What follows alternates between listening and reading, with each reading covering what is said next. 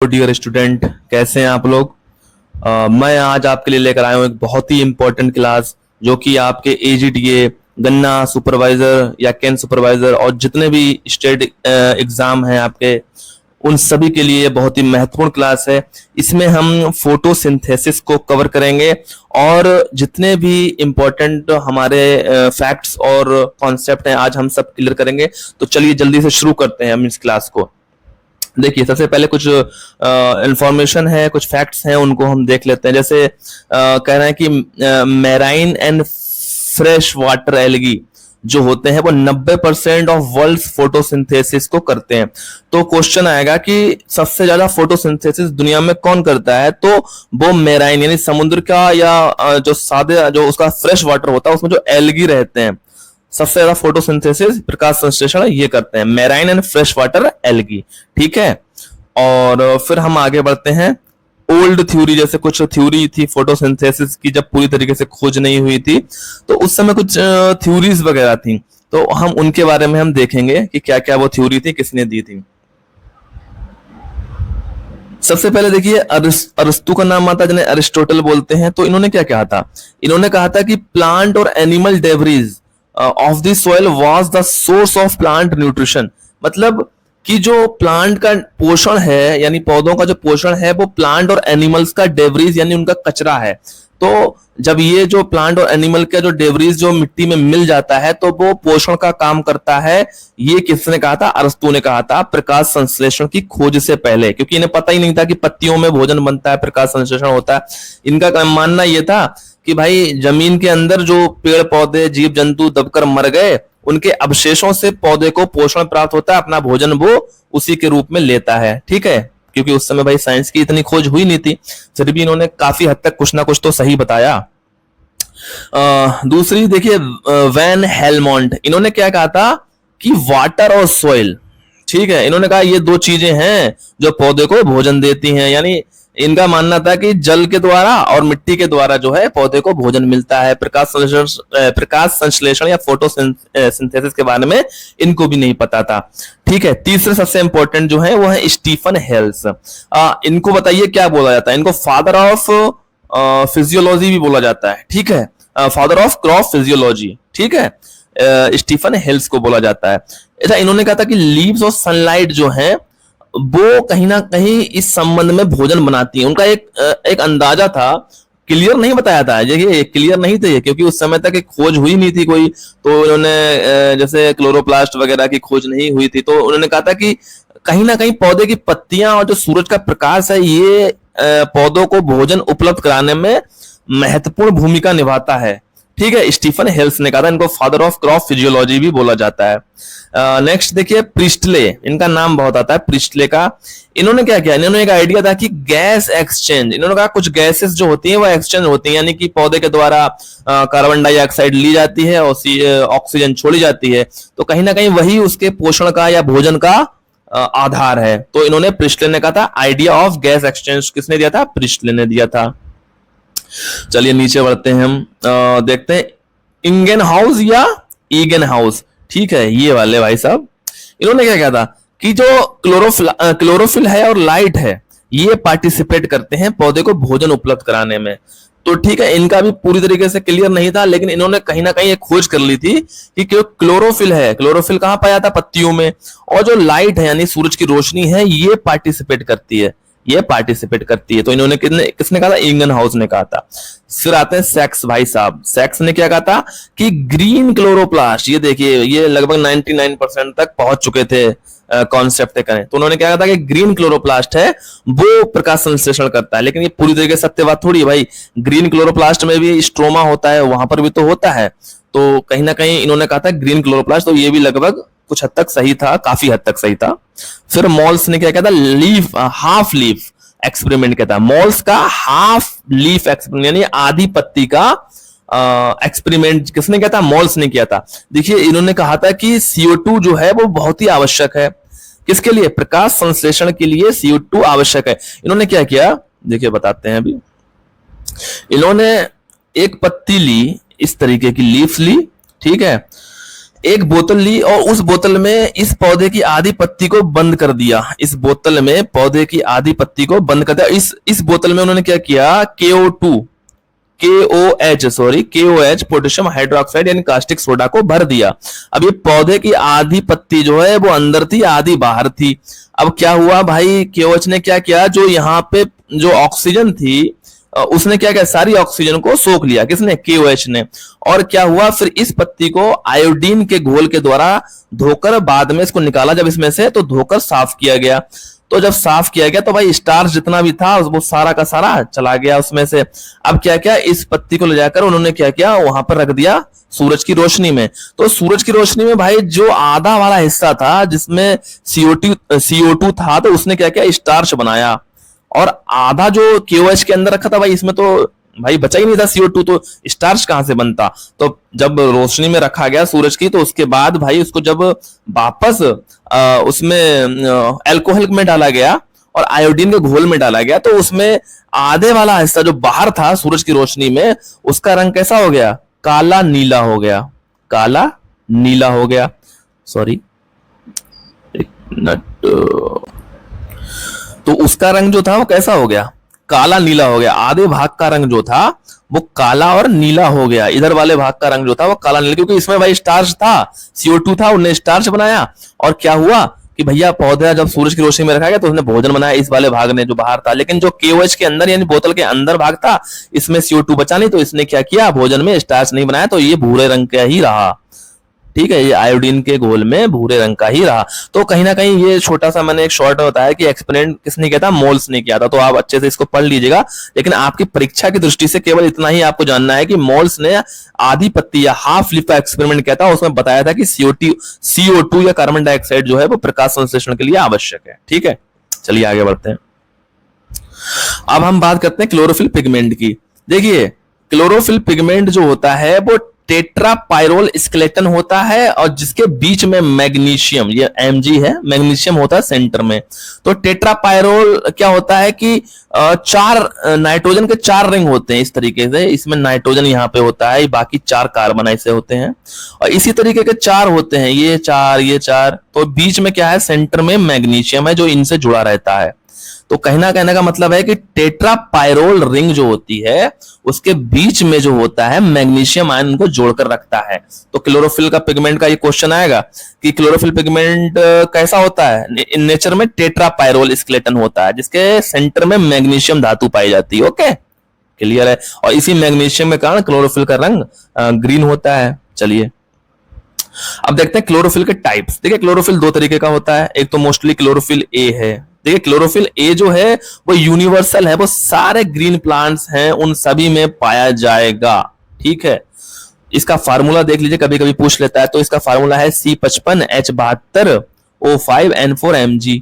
5572O5N4Mg ऐसे याद कर लीजिए, 5572O5N4Mg। ठीक है, दूसरा क्लोरोफिल बी। अब इसका क्या है, 5570O6N4Mg। इसमें क्या हुआ, ओ का जो ए वाले में जो था 5 थे, यहाँ पे 6 हो गए। तो यहाँ पे भैया बी वाला तो थोड़ा बड़ा भाई है, तो कहीं ना कहीं थोड़ा ज्यादा होगा। लेकिन एच के मामले में ये थोड़ा छोटा हो जाएगा। तो कहीं ना कहीं ये भैया इसकी हाइट थोड़ी छोटी हो गई, और ऑक्सीजन भाई जब हाइट छोटी हो गई तो ये ऑक्सीजन थोड़ी ज्यादा ले रहा है, क्योंकि भाई छोटा व्यक्ति है या तो ऑक्सीजन लेगा ज्यादा। हाइट छोटी हो गई भाई, कहीं ना कहीं इनकी हाइट छोटी हो गई। ऊपर वाले की हाइट जो थी पूरी 72 सेंटीमीटर थी। तो इस तरीके से आप एक फार्मूला बना के अपना याद कर लीजिए कि क्लोरोफिल ए। अब ये क्या कह रहे हैं कि अब्सेंट होता है, क्लोरोफिल भी क्या absent in blue green brown and red algae. तो ये याद रखना कि पूछेगा क्लोरोफिल बी जो है वो किसमें अब्सेंट होता है, ब्लू ग्रीन ब्राउन और रेड एलगी में ये अब्सेंट होता है। लेकिन क्लोरोफिल ए जो है वो सब में पाया जाता है। तो देखिए, क्लोरोफिल बी जो है वो एक सहायक के रूप में है, मतलब मेन कैरेक्टर में नहीं है, सहायक के रूप में भूमिका निभाता है। मेन तो क्लोरोफिल ए ही है। क्लोरोफिल बी क्या है, क्लोरोफिल ए का सहायक है। ठीक है, मदद करता है। चलिए अब बात करते हैं कुछ पिगमेंट्स की जिसमें कैरोटीनॉइड्स पिगमेंट्स का नाम आता है। ये है भैया हमारे कैरोटीनॉइड्स पिगमेंट। ये अब कैरोटीनॉइड्स में देखिए नाम में लिख रहा है कैरोटीन और नॉइड, 2 चीजें होंगी, एक तो कैरोटीन होगा, दूसरा ज़ैंथोफिल। तो कैरोटीनॉइड पिगमेंट जो है वो 2 पिगमेंट से मिलकर बनता है, एक तो कैरोटीन, दूसरा ज़ैंथोफिल। अब देखिए ये कह रहे हैं कि ये क्या होता है, फैट सोल्यूबल होता है। भाई अब सीधी सी बात है भाई, कैरोटीन भी आप जानते हैं कि दूध में होता है, जो गाय का दूध होता है उसमें कैरोटीन पीला रंग होता है, गाजर में होता है, गाजर का नाम कैरेट है तो कैरेट के नाम से ही कैरोटीन नाम आया है, क्योंकि गाजर में आपने पढ़ा होगा कि सबसे ज्यादा विटामिन ए किसमें पाया जाता है, तो कैरोटीन में पाया, गाजर में पाया जाता है, तो कैरेट कैरोटीन, वहीं से शब्द ये आया है। और आप बात करें कि ये क्या है, विटामिन ए का प्रीकर्सर है। प्रीकर्सर का मतलब क्या हो गया, पहला ऐसा केमिकल जिससे बाद में विटामिन ए बना। ठीक है, तो कैरोटीन क्या है, प्रीकर्सर है किसका, विटामिन ए का। ज़ैंथोफिल आपको पता ही है पीले रंग के लिए उत्तरदायी है, तो ये फैट में सोल्यूबल है ना कि पानी में। अच्छा, ये present in chloroplast and chromoplast. अब ये जो हरित लवक हैं और जो वर्णित लवक हैं, क्रोमोप्लास्ट मतलब ऐसे जो रंग बिरंगे टाइप के लवक होते हैं, और क्लोरोप्लास्ट मतलब जिसमें क्लोरोफिल पाया जाता है, जो हरे होते हैं केवल, ये रंग बिरंगे टाइप वाले होते हैं। ठीक है, अब हम बात कर लेते हैं कैरोटीन की। अच्छा, कैरोटीन, अब ऊपर वाले की सिंगल बात कर लेते हैं। देखिए ये कैसा होता है, ऑरेंज येलो कलर में होता है, तो इनका कलर जरूर याद कर लीजिए, ऑरेंज येलो। इनका फार्मूला भी बिल्कुल याद रखिए, C40H56, 4056 याद कर लीजिए, बस O इसमें नहीं होता है, C केवल है और H केवल है, 4056। इनको और बढ़िया भाषा में बोलोगे तो बीटा कैरोटीन बोलोगे। भाई से सामान्य रूप से कैरोटीन बोल देते हैं, लेकिन अच्छी भाषा में, साइंटिफिक भाषा में बीटा कैरोटीन बोलेंगे। ये कैरेट, देखिए नाम भी आ गया कैरेट, कैरोटीन कैरेट। ठीक है, अब हम इस पिगमेंट की बात कर ले रहे हैं भाई, ज़ैंथोफिल्स, या इसको कैरोटिनॉल्स भी बोला जाता है। तो ज़ैंथोफिल्स या कैरोटिनॉल्स क्या होता है, पहले देखो उसका फार्मूला क्या था, पीछे वाले का C40H56 था, लेकिन इसमें केवल ऑक्सीजन हमने और जोड़ दिया, C40H56O2। तो ये फार्मूला किसका, ज़ैंथोफिल का है, याद रख लीजिए। इसको कैरोटिनॉल्स भी बोला जाता है। इनका कलर कैसा होता है, येलो टू ब्राउन होता है। अच्छा, इनकी जो कॉमन फॉर्म है वो है ल्यूटियोल। ल्यूटियोल जो है ज़ैंथोफिल की कॉमन फॉर्म है।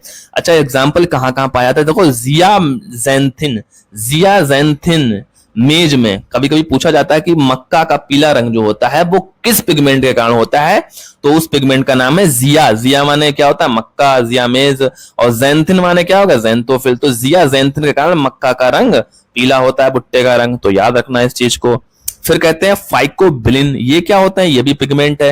ये देखिए फाइको माने होता है प्लांट, तो ब्लू ग्रीन रेड एल्गी में क्या पाया जाता है, फाइकोबिलिन पिगमेंट पाया जाता है। ठीक है, अब देखिए very important, Warburg effect. Warburg effect क्या होता है भैया, एक साइंटिस्ट है वारबर्ग, उन्होंने क्या बताया, उन्होंने कहा था कि फोटोसिंथेसिस, फोटोसिंथेसिस शॉर्ट में लिख दिया है, फोटोसिंथेसिस इन एल्गी यानी शैवाल में वाज इनहिबिटेड, यानी बंद हो जाता है, रुक जाता है, कम हो जाता है, किसमें, किसके द्वारा, YO2, यानी अगर ऑक्सीजन दी जाए किसमें, एल्गी में, फोटोसिंथेसिस में, तो क्या होगा कि जो फोटोसिंथेसिस की रेट है, दर है, वो कम हो जाती है, किसके द्वारा, ऑक्सीजन के द्वारा, किसमें, एल्गी में।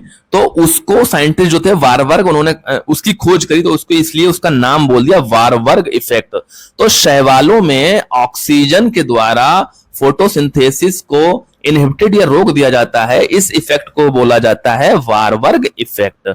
तो ये वारबर्ग इफेक्ट क्या है, आपको मैंने समझा दिया, क्या इससे फोटोसिंथेसिस जो है वो कम हो जाएगी ऑक्सीजन के द्वारा, ये याद रखना, ऑक्सीजन के द्वारा यहाँ पे कम हो रही है, किसमें, एल्गी में।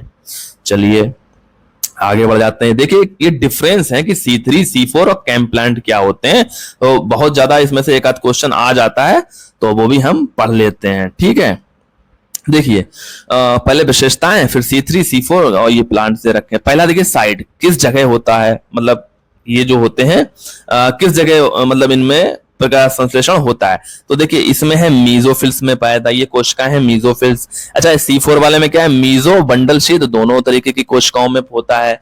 और कैम प्लांट में मीजो और वैक्यूल, इसमें एक वर्ड वैक्यूल और जुड़ गया, तो यहाँ पे मीजोफिल याद रखिए C3 में, और इसमें C4 में मीजोफिल और बंडल शीथ दोनों आएगा, तो बंडल शीथ जरूर याद रखिए, इसमें मीजोफिल और वैक्यूल याद रखिए। अच्छा चलिए नेक्स्ट में क्या विशेषता बता रहा है कि फर्स्ट स्टेबल प्रोडक्ट इन तीनों में कौन सा होता है, पहला उत्पाद जो बनता है वो कौन सा होता है। देखिए C3 में ये बहुत पूछा जाता है, कॉमन क्वेश्चन है बिल्कुल, PGA 3 कार्बन। PGA का नाम क्या है, फास्फोग्लिसरिक एसिड। इसमें क्या है, 3 कार्बन पाए जाते हैं, इसलिए इसका नाम क्या है, 3 कार्बन होता है। इसीलिए इनका नाम C3 प्लांट। आप समझ में आया कि C3 प्लांट को C3 प्लांट क्यों बोला जाता है? क्योंकि इसमें जो पहला स्टेबल प्रोडक्ट बनता है वो PGA फास्फोग्लिसरिक एसिड बनता है, जो कि 3 कार्बन का यौगिक होता है। इसलिए ऐसे प्लांट्स जिनमें PGA पहला उत्पाद बनता है उनको C3 प्लांट बोला जाता है। दूसरा C4 में देखिए, इनमें जो पहला उत्पाद बनता है वो ऑक्जेलो एसिटिक एसिड बनता है। अब ये ऑक्जेलो एसिटिक एसिड जो होता है वो C4 यौगिक होता है, इसमें 4 कार्बन पाए जाते हैं, इसलिए इनको C4 प्लांट्स बोला जाता है। चौथा देख लीजिए कैम। कैम का मतलब क्या होता है? क्रसुलेशियन एसिड मेटाबॉलिज्म। क्रसुलेशियन एसिड मेटाबॉलिज्म, जैसे नागफनी हो गया तुम्हारा, ठीक है, नागफनी की बात हम कर लेते हैं। तो इसका मतलब क्या हुआ कि ये प्लांट कहां पाए जाएंगे? सूखे वाले एरिया में जहां पानी की बहुत कमी है। जैसे नागफनी आप रेगिस्तान में देखिए भाई, पानी की कमी है, तो क्या हुआ वहां पे ये कैम प्लांट पाए जाएंगे, क्रसुलेशियन एसिड मेटाबॉलिज्म। अब ये कह रहे हैं देखो इनमें पहला उत्पाद क्या है, इनमें तो दोनों पाया जाएगा, लेकिन ये कहना है C3 एंड C4 डे और C4 इन नाइट। और ये वाला जो भाई बाद में है, ये पहले ऊपर वाला देख लीजिए। C3 और C4 जैसा ये है कि C3 और C4 की तरह ये दिन में अपना दिन में व्यवहार करेंगे, किसकी तरह? C3 और C4 प्लांट की तरह, और रात में ये C4 प्लांट की तरह ही व्यवहार करेंगे। ओके, तो ये कैम प्लांट की विशेषता समझ में आ गई। अब बात कर लेते हैं CO2 फिक्सिंग एंजाइम। अब कार्बन डाइऑक्साइड को फिक्स करने के एंजाइम भी तो तीनों में अलग अलग होंगे। तो देखिए ये भी क्वेश्चन आता है, C3 में कौन होगा? RUBP, rubisco bi phosphate, rubisco bi phosphate. और इसमें ये पूछा जाता है C4 में कौन सा कार्बन डाइऑक्साइड फिक्सिंग एंजाइम होगा?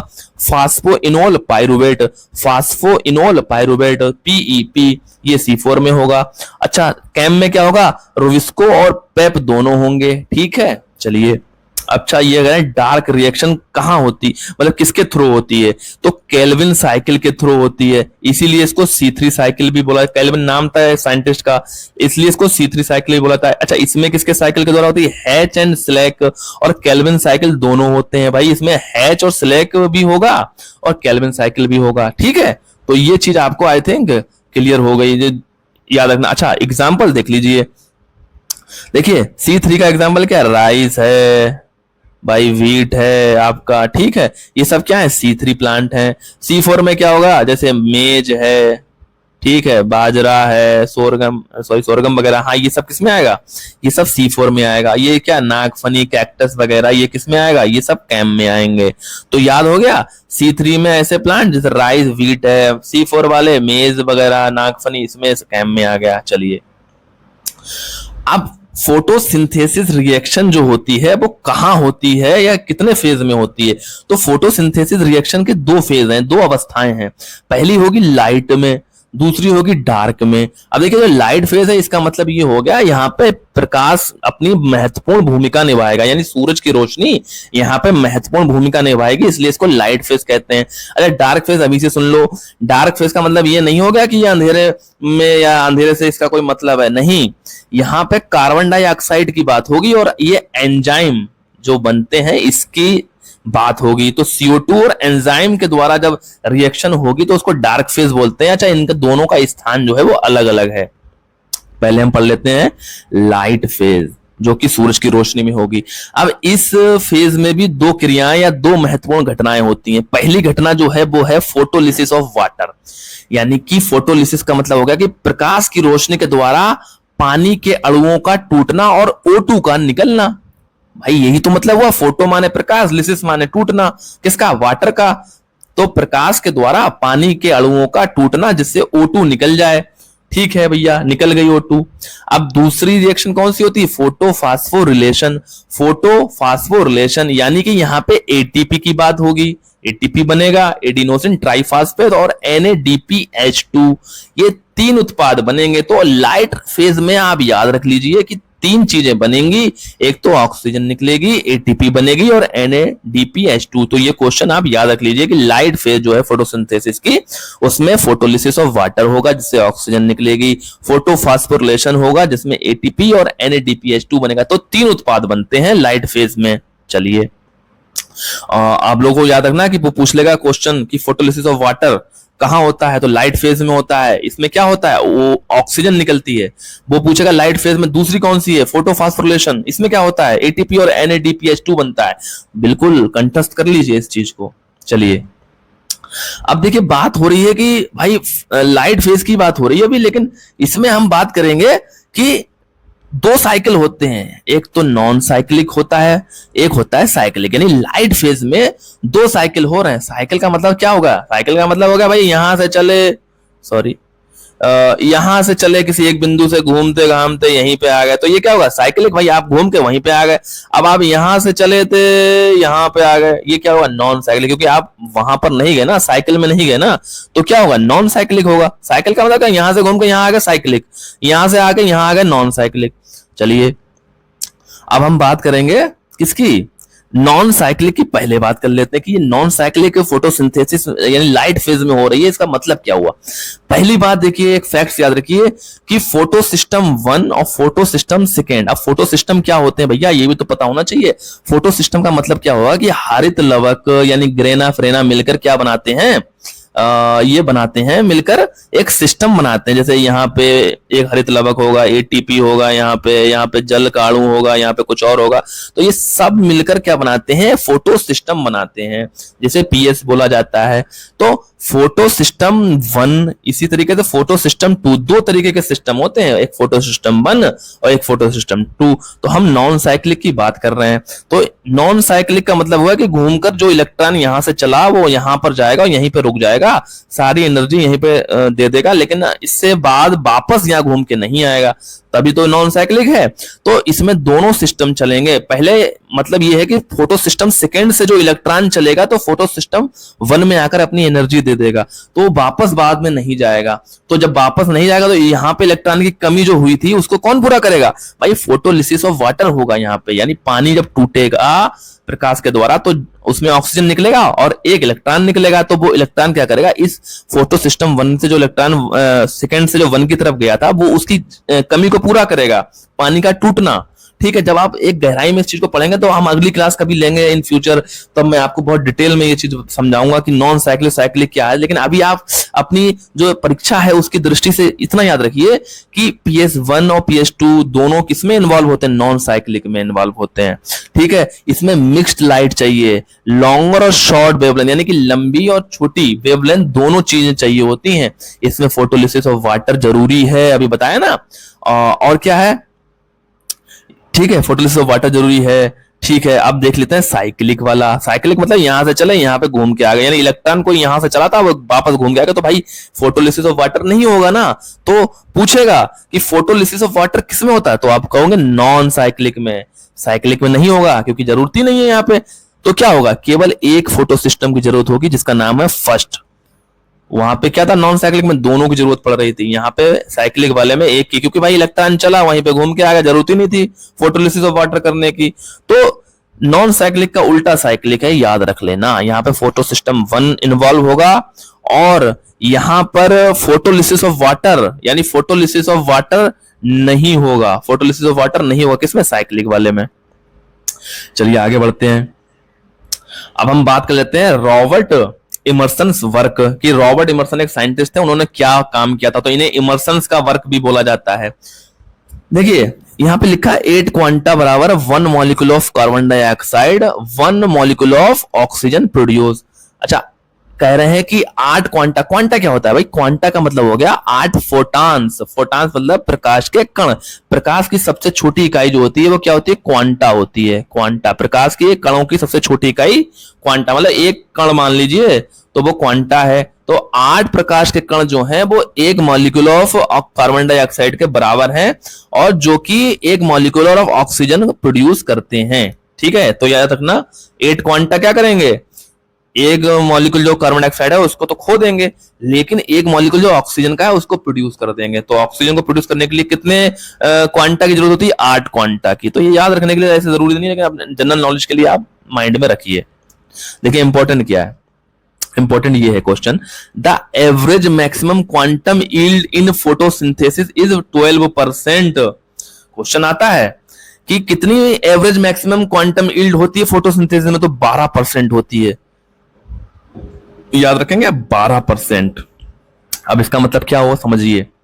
जैसे मान लीजिए कोई आपके 100 फोटान्स हैं, 100 फोटान्स हैं। अब वो 100 फोटॉन्स या क्वांटा जो है क्वांटम, वो प्रकाश मतलब आ रहा है 100 के रूप में, 100 क्वांटम के रूप में पौधे की पत्तियों पर, पौधे की पत्तियों पर पड़ रहा है। अब ये क्या कर रहा है, जो 100 फोटॉन्स हैं वो 12 बार जो है वो प्रकाश संश्लेषण या फोटोसिंथेसिस करवा रहे हैं। 100 तो 12 बार सफल फोटोसिंथेसिस हो रहा है, यानी पूरा हो रहा है, तो भाई उसकी यील्ड कितनी हो गई, 12% हो गई, यानी 12 बार हो रहा है। 100 क्वांटम या 100 फोटॉन के द्वारा, क्लोरोफिल के द्वारा फोटोसिंथेसिस की क्रिया जो है 12 बार सफल हो रही है। करवा तो बार बार रहे हैं, मतलब 100 है तो 100 बार कराएंगे, लेकिन केवल 12% ही उसमें सफल हो रहा है। तो कितनी यील्ड हो गई, 12% हो गई। ठीक है, ये याद हो जाएगा आपको। अब बात करते हैं फोटोसिंथेटिक यूनिट के बारे में। फोटोसिंथेटिक यूनिट का मतलब हो गया कि इसमें 2500 मॉलिक्यूल यानी 2500 मॉलिक्यूल्स किसके, क्लोरोफिल के, एक मिलकर क्या बनाएंगे, फोटोसिंथेटिक यूनिट बनाएंगे। तो आपसे क्वेश्चन पूछेगा कि एक फोटोसिंथेटिक यूनिट में क्लोरोफिल के कितने मॉलिक्यूल होते हैं, तो आप बताओगे 2500 यानी 2500। ठीक है, आगे बढ़ते हैं। रेड ड्रॉप या इमर्सन इफेक्ट, ये बहुत ही इंपॉर्टेंट है। रेड ड्रॉप या इमर्सन, इमर्सन साइंटिस्ट थे। अब इनको बोला जाता है also called Emerson first effect, यानी इन्होंने दो दिए, तो पहला तो गया है रेड ड्रॉप इफेक्ट, जो है वो पहला वाला इमर्सन का इफेक्ट है, इसलिए इसको इमर्सन फर्स्ट इफेक्ट भी बोलते हैं। ये देखो क्या होता है, the decrease in the quantum yield of photosynthesis rate after using the monochromatic light 680 nanometer for the long duration. Simple भाषा में समझो, इस पे ध्यान मत दो। देखो रेड ड्रॉप का मतलब होगा कि यहाँ पे हम मोनोक्रोमेटिक यानी एक ही प्रकाश का यूज करेंगे फोटोसिंथेसिस कराने के लिए। जैसे मान लीजिए हमने लाल रंग का यूज किया, तो लाल रंग का हमने 680 नैनोमीटर की मतलब रेंज में यूज किया। अब ये क्या कर रहा है, इसका जब उसने यूज किया इमर्सन साइंटिस्ट ने, तो देखा कि अरे यार हमने लाल प्रकाश का 680 पे यूज किया, तो क्या हुआ कि फोटोसिंथेसिस की जो रेट थी वो डाउन हो गई, गिर गई, ड्रॉप हो गई। जब वो फोटोसिंथेसिस की रेट दर गिर गई, तो इसीलिए तो कहते हैं रेड ड्रॉप, ड्रॉप माने गिर जाना, रेड माने लाल प्रकाश। तो मोनोक्रोमेटिक मतलब एक ही तरीके का प्रकाश यानी लाल प्रकाश।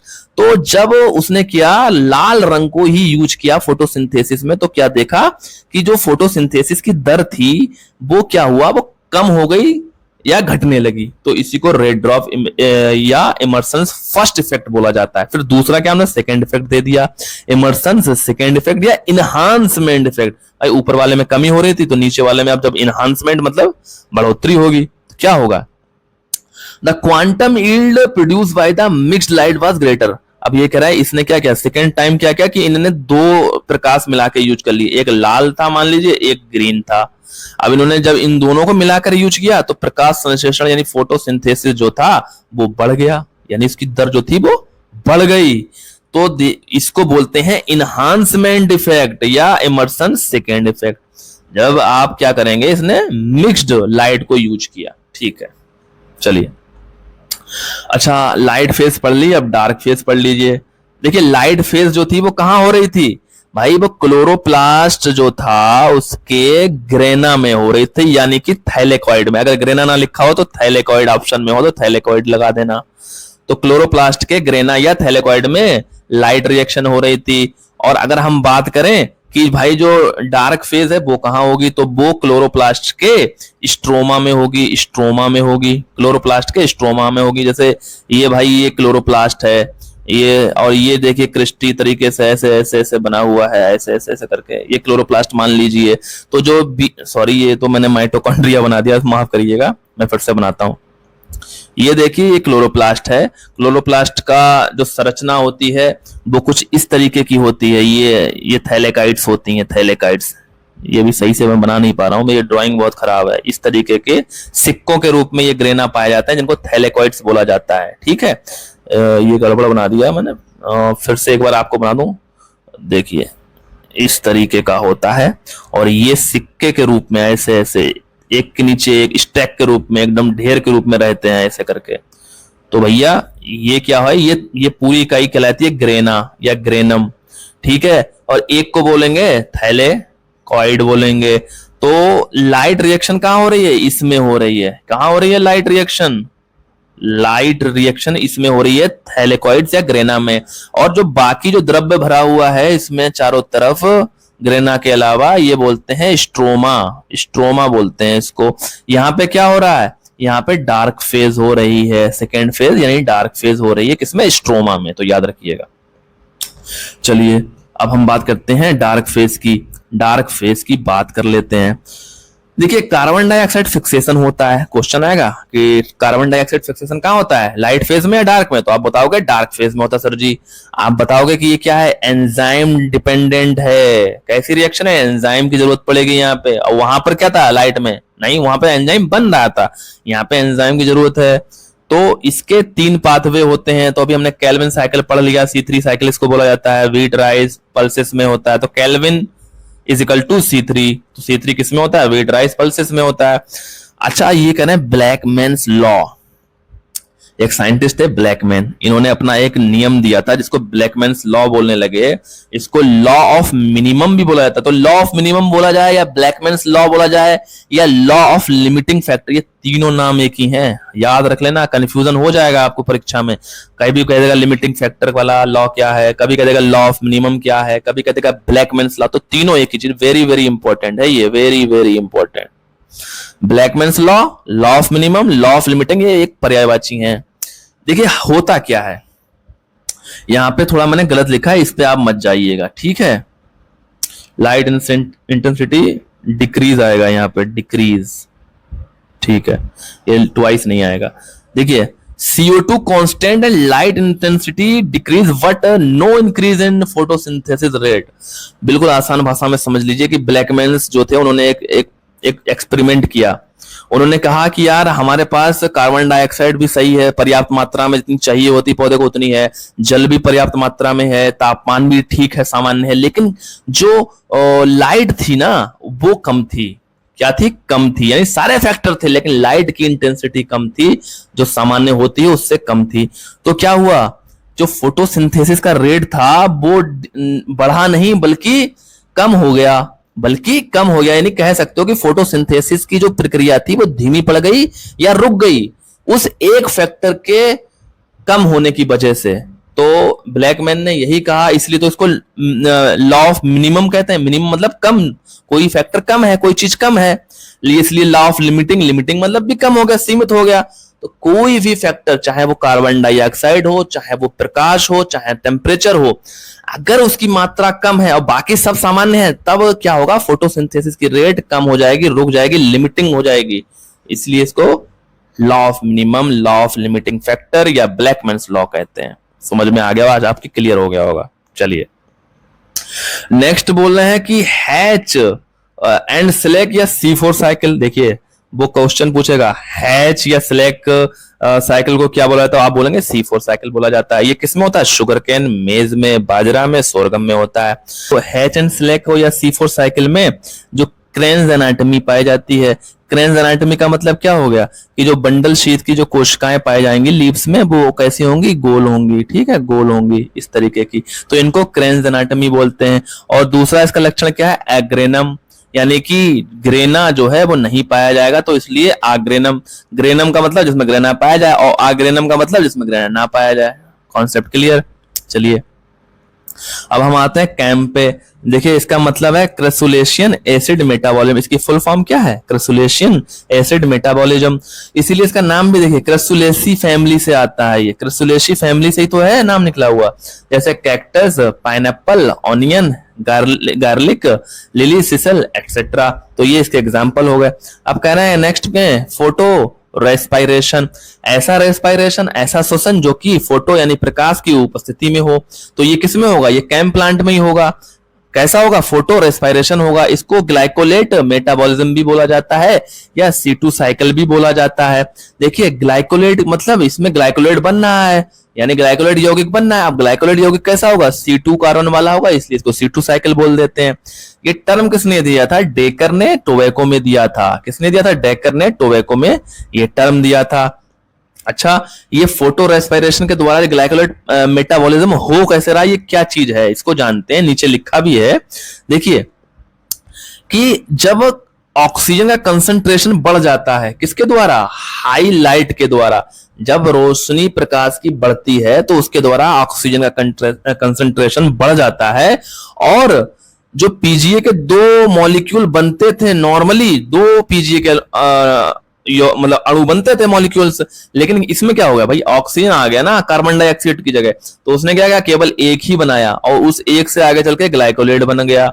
अब ग्लाइकोलेट भाई बनना चाहिए पीजीए, फास्फोग्लिसरिक एसिड, ठीक है।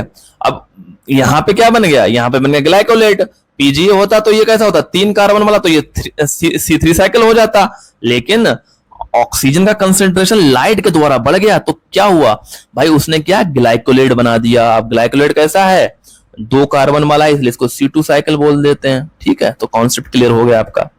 सोलराइजेशन क्या है? सोलराइजेशन का मतलब क्या हुआ कि जब सूरज की रोशनी इतनी ज्यादा बढ़ जाए, उसकी इंटेंसिटी इतनी ज्यादा एक्सट्रीम हो जाए कि फोटोसिंथेसिस जो है वो इनहिबिटरी मतलब इफेक्ट उसका जो है वो कम होने लगे।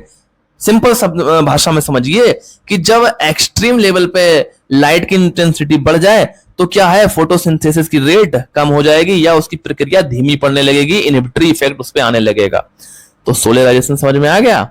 जितनी भी बार इस क्लास को देखिए और इसके जो फैक्ट्स हैं उनको समझिए, जो मैंने कॉन्सेप्ट आपको क्लियर कराया है उन पर जरा फोकस करिए, और अपने एजीटीए एग्जाम या कैन सुपरवाइजर जो भी एग्जाम आपके हैं उन पर यहां से क्वेश्चन 1-2 आएंगे ही आएंगे। इसी तरीके की इंपॉर्टेंट वीडियो हमारे इस चैनल पे आती रहेंगी, तो हमारे चैनल मिस्टर एग्रीकल्चर को सपोर्ट करिए, लाइक करिए, शेयर करिए और फॉलो करना ना भूलिए।